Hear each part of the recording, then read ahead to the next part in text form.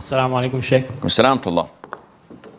Yeah, so basically the elders in the masjid are causing me problems because I'm in the first row and I keep on passing by in front of them. Like I'm not stepping on their place of prostration, but basically on the pathway which is in front of them. And so some of them feel it's quite disrespectful and they're causing me trouble. Like they just keep on telling me not to do this, just to go back or to the corner. But I'm not willing to do that because I stand very close to the imam. So what is wise to do here? Elders in the masjid have rights over us. And this right is to respect them. The Prophet said, ﷺ, he is not from among us who does not respect our elders and have mercy on our youngsters. Number two, unfortunately, a lot of the elders are grumpy, are depressing, have bad manners. Just because you're over 60 does not give you the right to shout, raise your voice in the masjid, to look down upon people. Who are you? Yes, Islam tells me to respect you. And by the way, I'm over 60, way over 60, alhamdulillah. But still, I see my peers and the way they behave and act, and I feel, praise be to Allah, that I'm not like them. I see how they deal with children. I see how they deal with their wives. I get counseling session of such imbeciles who, just because Allah prolonged their lives, they think that they have a right to control people's lives and to make life difficult for others.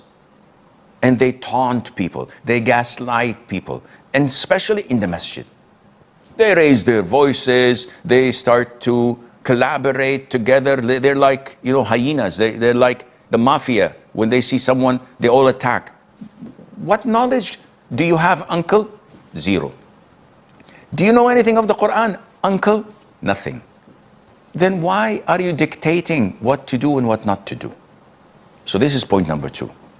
Point number three, I know as a grumpy old geezer and a grandfather that some of the youngsters like you, Ayon, I'm not saying that you are like that, but some of the youngsters, they see the full line and they see a small, tiny opening in the first row. So they start to cross people's shoulders, and this is prohibited by the Prophet ﷺ.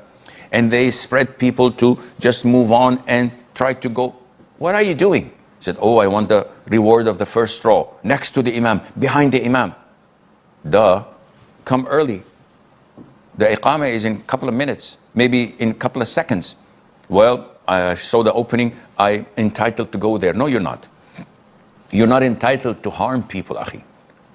But if it is like you are portraying, that there are only 3 or 4 uncles, and the whole masjid is empty, and I'm just walking straight to the first line, to the first row, next or behind the imam, and they're complaining, don't listen to them.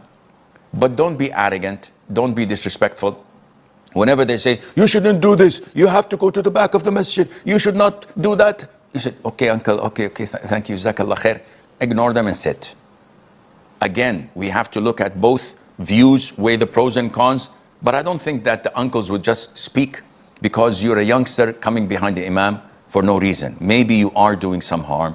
Now, if someone says, I'd like to include my parents in the udhiya, so I'm slaughtering 2 more rams for my father and mother who are deceased. We say that this is not from the Sunnah.